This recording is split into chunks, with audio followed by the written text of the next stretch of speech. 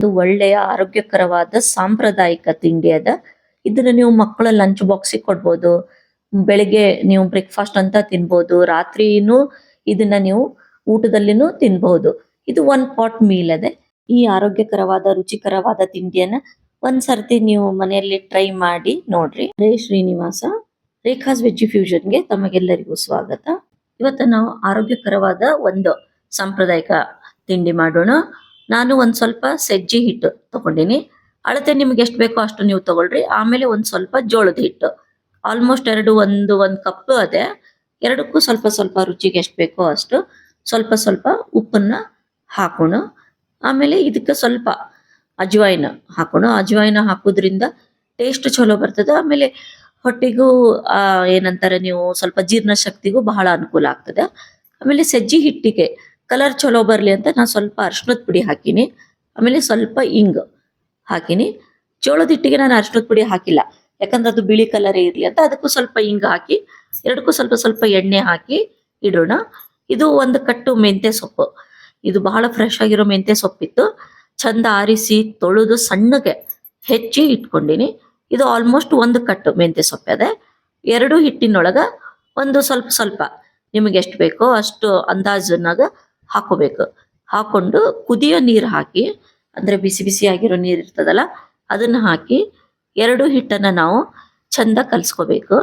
ಇಲ್ಲಿ ಒಂದು ಏನಪ್ಪಾ ಅಂದ್ರೆ, ನಿಮಗ್ ಬರೇ ಸಜ್ಜಿ ಹಿಟ್ಟಿಂದು ಬೇಕಾದ್ರೆ ನೀವು ಸಜ್ಜಿ ಹಿಟ್ಟಿಂದು ಮಾಡ್ರಿ, ಬರೇ ಜೋಳದ ಬೇಕಾದ್ರೆ ಬರೇ ಜೋಳದ ಹಿಟ್ಟಿಂದು ಮಾಡ್ಬೋದು. ಬಟ್ ನಾನು ಇಲ್ಲಿ ಎರಡು ಹಿಟ್ಟನ್ನ ಸ್ವಲ್ಪ ಸ್ವಲ್ಪ ತಗೊಂಡಿನಿ. ಇದರಿಂದ ಒಂಥರದ ಟೇಸ್ಟು ಚೆನ್ನಾಗಿ ಬರ್ತದೆ. ಎರಡನ್ನು ಚಂದ ಕಲಿಸಿ ನಾನು ಇಟ್ಕೊಂಡಿನಿ. ಎರಡು ಹಿಟ್ಟನ್ನ ಕಲಸಿದ ಮೇಲೆ ನೆನಿಲಿಕ್ಕೆ ಬಿಡಬಾರ್ದು. ಲಘುನೆ ಇಮಿಡಿಯೇಟ್ ಆಗಿ ನಾವು ಒಂದ್ ಸ್ವಲ್ಪ ಸಣ್ಣ ಸಣ್ಣದು ಉರುಳಿ ತಗೊಂಡು ಈ ರೀತಿ ಏನಂತಾರೆ ಗುಂಡು ಕೈ, ನಾವು ಕೋಡ್ಬಳೆಯನ್ನ ಹೇಗೆ ಮಾಡ್ತೀವಿ ಆ ರೀತಿ ಇದನ್ನ ನೀವು ಕೈಯಿಂದ ಈ ರೀತಿ ರೋಲ್ ಮಾಡಿ, ಸ್ವಲ್ಪ ದಪ್ಪಗಿರ್ಬೇಕು, ಬಹಳ ತೆಳ್ಳಗೆ ಈ ರೋಲ್ ಇರಬಾರ್ದು. ಇಲ್ಲಿ ನೋಡ್ಬೋದು ಈ ಸಜ್ಜಿ ಹಿಟ್ಟಿಂದ ನಾನು ಎಷ್ಟು ಚಂದ ಕಲರ್ ಬಂದಿದೆ. ಸ್ವಲ್ಪ ದಪ್ಪ ದಪ್ಪಗೆ ನೀವು ಇದನ್ನ ಹಸಿಬೇಕು. ಆಮೇಲೆ ಒಂದು ಪ್ಲೇಟ್ ಸ್ಟೀಮರ್ ಇರ್ತದಲ್ಲ, ಆ ಸ್ಟೀಮರ್ಗೆ ನೀವು ಚಂದ ಎಣ್ಣೆ ಹಚ್ಬೇಕು. ಇಲ್ಲಂದ್ರ ಅಂಟ್ಕೊಳ್ಳೋ ಚಾನ್ಸ್ ಇರ್ತದ. ಎಲ್ಲ ಕಡೆ ಚಂದ ಎಣ್ಣೆ ಹಚ್ಚಿ ನೀವು ಇಡ್ಲಿ ಪಾತ್ರೆ ಇಲ್ಲ ಸ್ಟೀಮರು ನಿಮಗೆ ಯಾವ ರೀತಿ ಬೇಕೋ ಆ ರೀತಿ ನೀವು ಇದನ್ನ ಈ ಉಗಿ ಒಳಗ ಬೇಯಿಸ್ಕೋಬೇಕು, ಸ್ಟೀಮ್ ಮಾಡ್ಕೋಬೇಕು. ಎರಡು ಹಿಟ್ಟನ್ನ ಸ್ವಲ್ಪ ನಾನು ದಪ್ಪಗ ಕೈಯಿಂದ ಹೊಸದು ಒಂದು ಸ್ಟೀಮರ್ ಒಳಗೆ ಇದನ್ನ ಸ್ಟೀಮ್ ಮಾಡ್ಲಿಕತ್ತೀನಿ. ನೀವು ಇಡ್ಲಿ ಪಾತ್ರೆ ಒಳಗಿಟ್ಟು ಇದನ್ನ ಸ್ಟೀಮ್ ಮಾಡ್ಬೋದು. ಚಲೋ ಒಂದು 10-15 ನಿಮಿಷ ಇದನ್ನ ನೀವು ಸ್ಟೀಮ್ ಮಾಡ್ಬೇಕು. ಈ ರೆಸಿಪಿ ನಿಮ್ಗೆ ಬಹಳ ಇಷ್ಟ ಆದ್ರೆ ಚಾನೆಲ್ ಅನ್ನ ಸಬ್ಸ್ಕ್ರೈಬ್ ಮಾಡ್ರಿ, ಬೆಲ್ ಐಕಾನ್ ಪ್ರೆಸ್ ಮಾಡ್ರಿ. ಇದರಿಂದ ನಾನು ಹಾಕೋ ಹೊಸ ರೆಸಿಪಿಗಳ ನೋಟಿಫಿಕೇಶನ್ ನಿಮಗೆ ಬರ್ತದೆ. ಆಮೇಲೆ ಬಹಳ ಇಷ್ಟ ಆದ್ರೆ ಲೈಕ್, ಶೇರ್, ಆಮೇಲೆ ಒಂದು ಒಳ್ಳೆ ಕಾಮೆಂಟ್ಸ್ ಅನ್ನ ಮಾಡ್ರಿ. ಇವಾಗ 15 ನಿಮಿಷ ಆಯ್ತು. ಈಗ ನೀವು ಕಲರ್ ಚೇಂಜ್ ಆಗಿರ್ತದೆ ನೋಡ್ಬೋದು. ಇಲ್ಲ ಒಂದು ಚಾಕು ತಗೊಂಡು ನೀವು ಈ ರೀತಿ ಪ್ರೆಸ್ ಮಾಡಿದ್ರೆ ಅದು ಕಟ್ ಆಗ್ಬೇಕು. ನಿಮಗ ಅದು ಫೀಲ್ ಆಗ್ತದೆ ಚಂದ ಬೇಯ್ದಿದೇನೋ ಇಲ್ವೋ ಅಂತ ಹೇಳಿ ನೋಡ್ಬೋದು. ಈ ರೀತಿ ಚಾಕುವಿಂದ ಕಟ್ ಮಾಡಿದ ತಕ್ಷಣ ಒಂದು ಸ್ವಲ್ಪ ಗಟ್ಟಿಯ ಒಂದು ತುಂಡಾಗ್ತದೆ. ಅದೇ ರೀತಿ ಬೇರೆದನ್ನು ನಾನು ಎಲ್ಲ ಮಾಡಿ ಈ ರೀತಿ ಸ್ಟೀಮರ್ ಅಲ್ಲಿ ಇಟ್ಟಿದ್ದೀನಿ. ಒಮ್ಮೆ ಜಾಸ್ತಿ ಇಡ್ಬೇಕಾದ್ರೆ ಸ್ವಲ್ಪ ಎಣ್ಣೆನ ಹಚ್ಚ್ರಿ, ಅಂದ್ರೆ ಒಂದಕ್ಕೊಂದು ಅಂಟೋದಿಲ್ಲ. ಈಗ ಬೇರೆದನ್ನು ನಾನು ಇದೇ ರೀತಿ ಸ್ಟೀಮರ್ ಒಳಗ ಸ್ಟೀಮ್ ಮಾಡ್ಲಿಕ್ಕೆ ಇಟ್ಟಿನಿ. ಈ ಡಿಶ್ ಒಂದು ನಮ್ಮ ಉತ್ತರ ಕರ್ನಾಟಕದಾಗ ಈ ಎಳ್ಳಮಾಸಿ ಮತ್ತ ಸಂಕ್ರಾಂತಿ ಎಲ್ಲ ಟೈಮ್ನೊಳಗೂ ಮಾಡ್ತೀವಿ. ಯಾವಾಗ ಯಾವಾಗ ನಮ್ಗ ಏನಾದ್ರೂ ಅಡಿಗೆ ಮಾಡ್ಲಿಕ್ಕೆ ಬೇಜಾರ್ ಅನ್ನಿಸ್ತು ಅಂತಂದ್ರೆ, ಏನಾದ್ರೂ ಹೊಸದು ತಿನ್ಬೇಕು ಅನ್ನಿಸ್ತು, ಆಮೇಲೆ ಈ ಮೆಂತ್ಯ ಸೊಪ್ಪು ಬರೋ ಸೀಸನ್, ಈ ಎಲ್ಲ ಸೀಸನ್ ಒಳಗೂ ನಾವು ಯೂಶ್ವಲಿ ಈ ಡಿಶ್ ಅನ್ನ ಎಲ್ರೂ ಮಾಡೇ ಮಾಡ್ತೀವಿ. ಇವಾಗ ಪೂರ್ತಿ ತಣ್ಣಗಾದ್ಮೇಲೆ ಇದನ್ನ ಆರಾಮಾಗಿ ನಾವು ಸಣ್ಣ ಸಣ್ಣ ತುಂಡುಗಳಾಗಿ ಕಟ್ ಮಾಡ್ಬೇಕು. ಇಲ್ಲಿ ನೋಡ್ರಿ ನೀವು ಸಜ್ಜಿದು ಕಲರು ಮತ್ತೆ ಈ ಜೋಳದ್ದು ಹಿಟ್ಟಿನಿಂದ ಮಾಡಿದ್ದು ಕಲರ್ ಎರಡು ಎಷ್ಟು ಡಿಫ್ರೆಂಟ್ ಬಂದದೆ. ಇವಾಗ ಒಂದು ಪ್ಯಾನ್ ಒಳಗ ಚಲೋ ನಿಮ್ಗೆ ಎಷ್ಟು ಬೇಕೋ ಅಷ್ಟು ಎಣ್ಣೆಯನ್ನ ಹಾಕೊಳ್ರಿ. ಎಣ್ಣೆ ಕಾಯ್ದ್ಮೇಲೆ ಸಾಸಿವೆ ಮತ್ತೆ ಜೀರಿಗೆ ಹಾಕೊಳ್ಳೋಣ. ಇವಾಗ ನೀವು ಸ್ವಲ್ಪ ಇದಕ್ಕೆ ಇಂಗನ್ನು ಹಾಕೊಳ್ರಿ. ಆಮೇಲೆ ಇದಕ್ಕೆ ನಾನು ಒಂದು 2 ಟೇಬಲ್ ಸ್ಪೂನ್ ಎಳ್ಳನ್ನ ಹಾಕ್ಲಿಕತ್ತೀನಿ. ಎಳ್ಳು ಹಾಕೋದ್ರಿಂದ ಟೇಸ್ಟು ಬಹಳ ಚಲೋ ಬರ್ತದ. ಮತ್ತೆ ಎಳ್ಳು ಒಂದು ಆರೋಗ್ಯಕ್ಕೂ ಬಹಳ ಒಳ್ಳೇದು. ಇದು ಕೊಲೆಸ್ಟ್ರಾಲ್ ಅನ್ನ ಕಡಿಮೆ ಮಾಡ್ತದೆ. ಮತ್ತೆ ಬಹಳ ಈ ಎಳ್ಳಿನಿಂದನೂ ನಮ್ಮ ದೇಹಕ್ಕೆ ಬೆನಿಫಿಷಿಯಲ್ ಬಹಳ ಅದ. ಆಮೇಲೆ ಸ್ವಲ್ಪ ಬೆಳ್ಳುಳ್ಳಿ ಹಾಕಿನಿ ನಾನು. ನೀವು ಬೆಳ್ಳುಳ್ಳಿ ಬೇಡ ಅಂದ್ರೆ ಸ್ಕಿಪ್ ಮಾಡ್ಕೊಳ್ರಿ.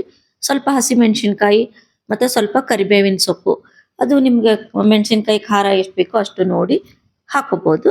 2-3 ಈ ಉಳ್ಳಾಗಡ್ಡಿ ಏನಿರ್ತದ ಅದನ್ನ ಸಣ್ಣಗ ಅಂದ್ರ ಈ ಸ್ಲೈಸ್ ಗತೆ ಮಾಡಿ ಹಾಕಿ ಅದನ್ನು ತಾಳಿಸ್ಕೋಬೇಕು. ಈರುಳ್ಳಿ ಬೆಳ್ಳುಳ್ಳಿ ಬ್ಯಾಡ್ ಆದವರು ಸ್ಕಿಪ್ ಮಾಡ್ಬೋದು. ಇವಾಗ ಇದನ್ನ ನಾವು ಸ್ವಲ್ಪ ಸಾಫ್ಟ್ ಆಗುವವರೆಗೂ ತಾಳಿಸ್ಕೋಬೇಕು. ಇವಾಗ ಸ್ವಲ್ಪ ಸೈಡಿಗಿರೋ ಮೆಂತೆ ಸೊಪ್ಪನ್ನ ನೀವು ಹೀಗೆ ಬೇಕಾದ್ರೆ ಈರುಳ್ಳಿ ಒಳಗೆ ಹಾಕೋಬಹುದು. ಬಟ್ ನಾನು ಆಮೇಲೆ ಹಾಕ್ತೀನಿ. ಇವಾಗ ಇದು ಉಳ್ಳಾಗಡ್ಡಿ ಸಾಫ್ಟ್ ಆದ್ಮೇಲೆ ಇದ್ರೊಳಗ ಒಂದ್ ಸ್ವಲ್ಪ ಗಟ್ಟಿಯಾಗಿರೋ ಹುಣಸೆ ಹಣ್ಣಿಂದ ರಸ, ಆಮೇಲೆ 1 ಟೀ ಸ್ಪೂನ್ ಅಷ್ಟು ಬೆಲ್ಲ. ಈ ಹುಣಸೆ ಹಣ್ಣಿನ ರಸ ಬೆಲ್ಲ ಏನದ ನಿಮ್ ಟೇಸ್ಟಿಗೆ ಎಷ್ಟು ಬೇಕೋ ಅಷ್ಟು ಹಾಕೊಳ್ರಿ. ಆಮೇಲೆ ಮಸಾಲೆ ಪುಡಿ 1-2 ಚಮಚ ಹಾಕೋಣ.